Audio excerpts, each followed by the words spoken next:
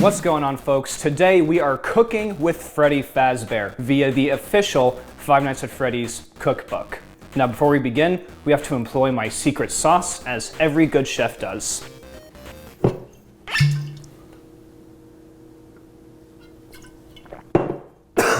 Let's do this.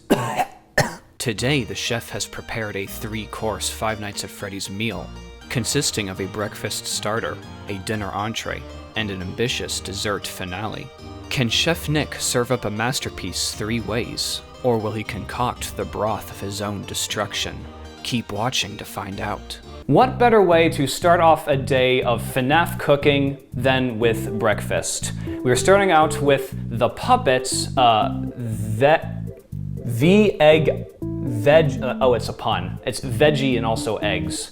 Veggie Benedict. For an Eggs Benedict of FNAF caliber, you will need eggs, obviously. You will need kale, mushrooms, English muffins, and to make our amazing hollandaise sauce, you will need butter, lemon juice, white wine vinegar, more eggs, salt, pepper, and dill. You know that like the ninja food processor we have is not going to do what you're wanting it to do for a holiday sauce. You know, I'm not surprised. I think that's setting the tone for this video, so go on. It's an emulsion, so you're gonna need to be able to pour it in as you go and like blend as you go. So before bringing your water to a simmer, add a tablespoon of white wine vinegar. That's the wrong burner. Already setting the stage for the cooking quality of this video. We are going to roughly chop our mushrooms. Just into nice, palatable slices like that. Get a tablespoon of butter in there. We're just eyeballing it this time. Get your pan all greasy, just like Tuesday nights. Use a plastic utensil in my nonstick or we're fighting. 1 new Cuisinart pan every time you scratch it. Fair enough. Fair enough. Correct me in the comments if I'm pronouncing Cuisinart wrong. I don't think anyone knows what Cuisinart is. Are you telling me that FNAF fans are not people of culture? Well, they're people of culture. They're just people of a certain culture. Oh, like hentai. Yep, I just spilled a mushroom. No one saw this. Mushrooms are looking pretty colorful and the water is going. I think we can afford to add our kale now. Fellow gamers, I have a confession to make. I have never poached an egg before until today. So I remember seeing it on MasterChef though, so we're just gonna go off what I remember. I think it was Whitney season 1. She first brought the water to a simmer, which is a bit more than the slight heat the recipe mentioned. She stirred it like that, made a little bit of a tornado. She cracked an egg inside. Egg number 1. I think it's this one. You know, pull them both. Risk it for the biscuit. So that was my first attempt at poached eggs. I have to say it worked out a lot better than I thought. I don't know what they're gonna be like when you cut into it, but we'll see. Hollandaise sauce is another thing that I am making for the first time today. Fortunately, I'm gonna teach you how to make the perfect brew. First thing you do, you gotta separate your egg yolks from the whites, as so. Masterfully done. Thank you. You're gonna wanna add the egg yolk and the vinegar into your blender. Now, we do not have the proper blender for this particular sauce, so we are just going to hope for the best. I almost forgot the salt and pepper. We're just gonna... Where's the dill come in? Dill will be sprinkled over the top like a garnish once the whole thing's complete. Oh. Yeah. Dill is a very traditional Eggs Benedict garnish. Now that I know, not from MasterChef. Okay. Let's do this. Let's make our hollandaise sauce-ish. Pulse for 3 seconds, then add the butter.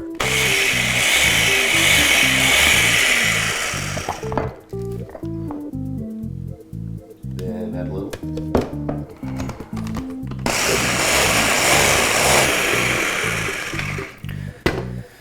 Folks, this is the first and probably only hollandaise sauce I'll ever make. I don't even know what it's supposed to be like. That doesn't look bad. I don't know, it just looks like sauce to me. It tastes a lot of lemon. Tastes a lot of lemon. It said squeeze the juice of 1 lemon, I only used half. I know, I'm glad to stop you at the half. Well, that is a hollandaise sauce, I think. I don't know. You know what? No. That's not a hollandaise sauce. It's a Nick Carlson press sauce. That way, no one can accuse me of not being able to make a hollandaise sauce. You're seeing it for the first time, folks. Nick Carlson is preparing his very first Eggs Benedict, sponsored by Five Nights at Freddy's.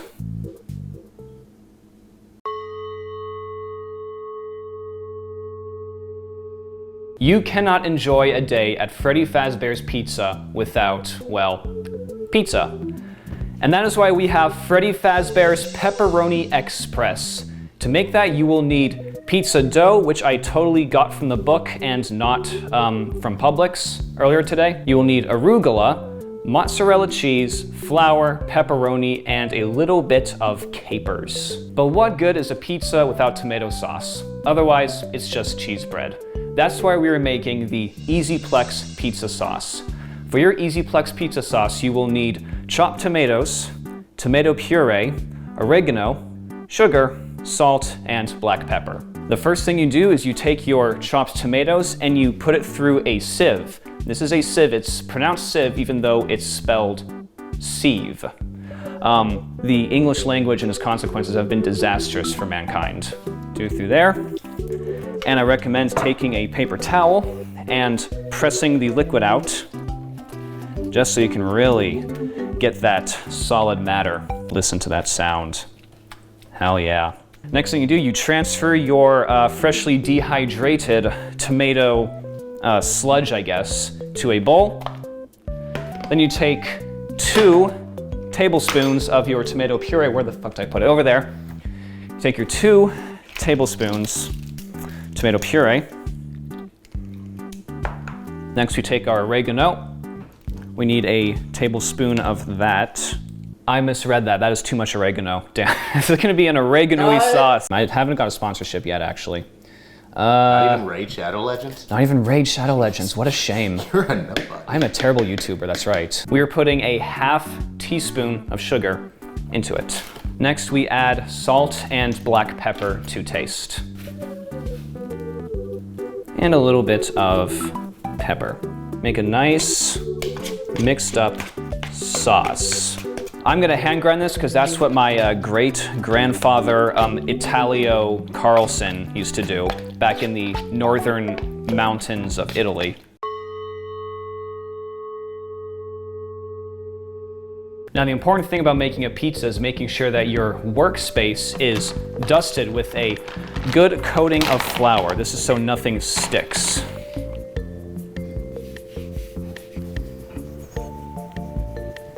Next step, obviously, is to transfer our pizza to our cooking apparatus. In this case, we have a lightly greased pan. Your pizza has passion. My pizza has passion, that's what's important. See, I'm not a chef. I never was on Hell's Kitchen, MasterChef. Might be on Kitchen Nightmares, but you know, that's another story. What do you think Gordon Ramsay thinks of FNAF at Freddy's? At Gordon Ramsay on this video. Done. Oh. Good Lord. Uh-oh. Now remember that EasyPlex pizza sauce we made? I actually don't, but that's why we made it beforehand. So we're gonna take this, we're going to just spread it over our pizza.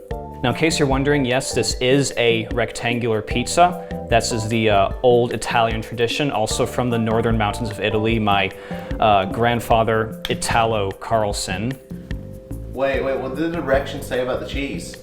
It said sprinkle half the mozzarella cheese over each base.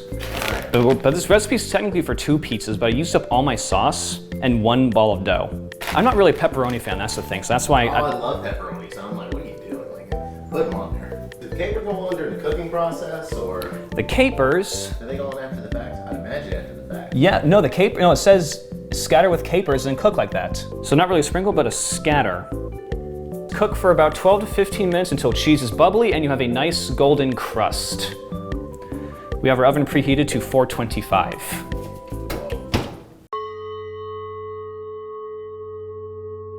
As everyone knows, Roxanne Wolf's favorite dessert is the chocolate and cherry mousse. If you don't know this, you're not a true FNAF fan and you should probably kill yourself. To make the chocolate and cherry mousse, you will need milk chocolate, cherry jam, sugar, malted milk chocolate candies. They really mean Whoppers, but they can't say that because they can't afford the rights to the name Whoppers. You need heavy cream, the zest of an orange, and 4 large eggs. Okay, so the first thing we have to do is we have to separate our egg yolks and our egg whites. They don't really like each other. They're segregated, you know?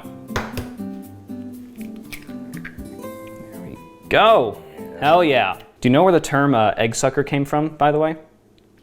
No, Nick, please tell us. Okay, so apparently this was like a thing people did back in like the 60s or something, where they would break into chicken coops. They would take like the raw eggs, poke a hole in the bottom, and then suck out the contents through said hole. It was said to be an activity for degenerate losers, so that's where the term suck eggs came from. Vagrant kings. We're gonna add 2.5 tablespoons of sugar. Soft peaks kind of like they can fall down, I think, where hard peaks they'll kind of stay stiff there. Oh, it's like we do this or something? Yeah, but you're not at soft peaks yet. We're bringing in an expert. Basically what it means is like as you whisk it, Yeah. it's gonna get like to the point where like when you let it drip, it'll like kind of stay. Yeah. Like a little mountain almost. It'll make like little mountains. Yeah. So you're But, like, still gonna need to go like it's a not lot like more. it's not like a hard peak where it stays that way. It sinks back down. Right. Yeah, it just takes longer. Okay, I Like a was right. softer peak, like this isn't even like anywhere near it. Okay, 1 point me. Yep, I'd say these are soft peaks. Thank you very much for your help. Next, we whisk the egg what? Damn it. God, if only we had a stand mixer.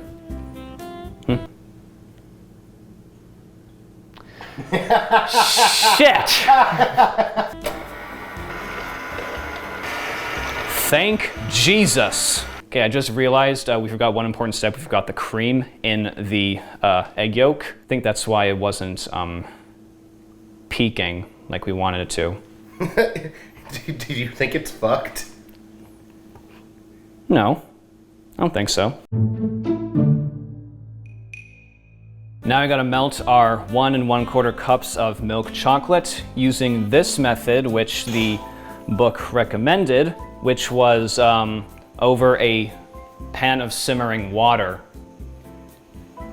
Okay, and while our chocolate is melting, let's give this orange a nice zesty haircut. Wait, did you put the sticker into it? That's all right. Well, okay, you know what? There's already enough microplastics in the environment anyway, so. All right. So let's put that aside. We'll set that aside. We'll fix it in post. Let me help you get this out of here, wait, because this thing I'll have. Cut. With a cameo appearance by the one and only Chef Mike. This is not a mousse. This is more like a soil, I guess. Maybe we can plant flowers in it.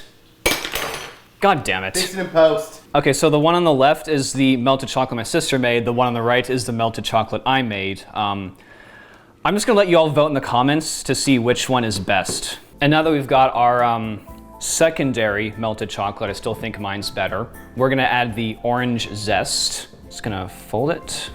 Now this is the part I dread because our egg yolk and cream mixture really failed because I did the ingredients in the wrong order. So we're gonna try this. We are going to fold the cool chocolate into the cream mixture.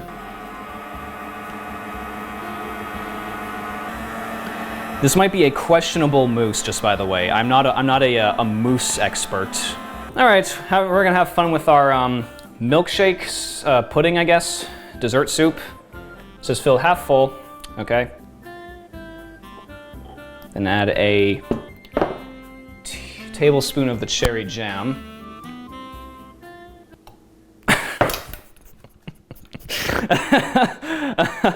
It sucks that we. Is this supposed to be layered? This is one of my lowest moments for sure. It says set in the fridge for an hour, so that's what we're gonna do for an hour, okay?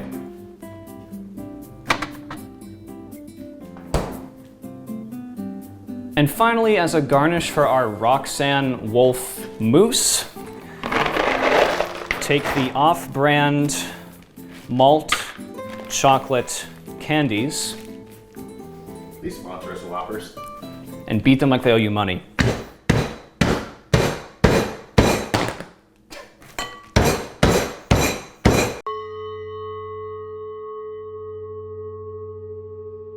Before we get to the tasting, real quick, I want to tell you about my latest book release, The God Tide, an absurdist comedy horror novel about the legacy of a brutal murder, a gang of grotesque monsters, a lost coven of swamp villagers, and an annoying talking parrot. It is a standalone prequel to my previous novel, Hell's Gulf, and while you can read The God Tide without having read Hell's Gulf, you should still also read Hell's Gulf. Check out the link in the description below to get your copy and to learn more. And now for the fruits of our Faz labor, the tasting portion of our 3-course 5 Nights at Freddy's meal, starring my sister, Abby. Thank you for your help on the mousse. You're welcome. Happy to be here. Again. And here's our first course breakfast, the Eggs Benedict. Now, the good Eggs Benedict, the yolk runs out when you cut into it, so let's see what happens when you cut into it. Oh my gosh. Unreal. You did it so good. That was my first time making an Eggs Benedict, I swear. I've never poached an egg before. This is really impressive. I don't think you split the sauce either. Cheers. That's so good. I appreciate it. The egg really good. The tail is perfect. The mushrooms are like such a great texture. Impressive. Maybe there's more to this FNAF cooking than I gave credit for. 8 out of 10. Really? Mm-hmm. I was about to mention, you have to give this a score out of 10 bears, okay? Oh. So 8 out of 10 bears. 8 out of 10 bears? Mm-hmm. Wonderful. Course number 2, the official Freddy Fazbear's Pizza. So You guys are sociopaths. so there's capers on here. Cheers. Cheers. I'd say that definitely tastes like a pizza. I'd get like a Chuck E. Cheese or something like that. I like the little like bitterness, acridness, I guess, that the arugula adds to it. Mm-hmm. The capers are a really nice touch too. Mm-hmm. A little bit more salt, and I love me a caper. 6.5 out of 10 bears. 6.5 bears. Mm-hmm. Wonderful. I feel like it would slap if there's a little bit of feta cheese, or even like a balsamic, It's like slightly a balsamic elevated drizzle. school cafeteria pizza. Balsamic would be good, yes. Mm-hmm. I think the goat cheese probably, not feta, because I think feta would be too salty. Mm-hmm. But goat cheese would definitely be killer. Crumbles. Yeah, yeah. And our final course, the ill-fated, quote-unquote mousse. Thank you.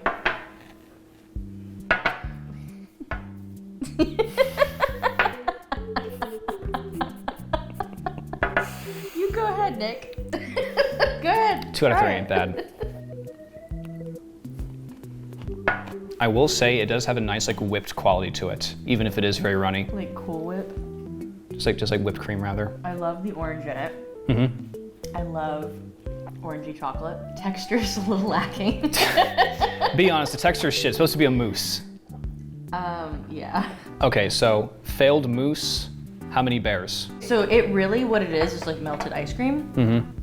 So if you like gave it to me as that, I'd say like 9.5 out of 10. Mm-hmm. But for it being mousse, I'd say like 3.827. 3.827 bears out of 10. Fair enough. So let us know in the comments if you want to see us attempt more cooking. Attempt is a loose term, but again, 2 out of 3 ain't bad. See you all next time. Bye.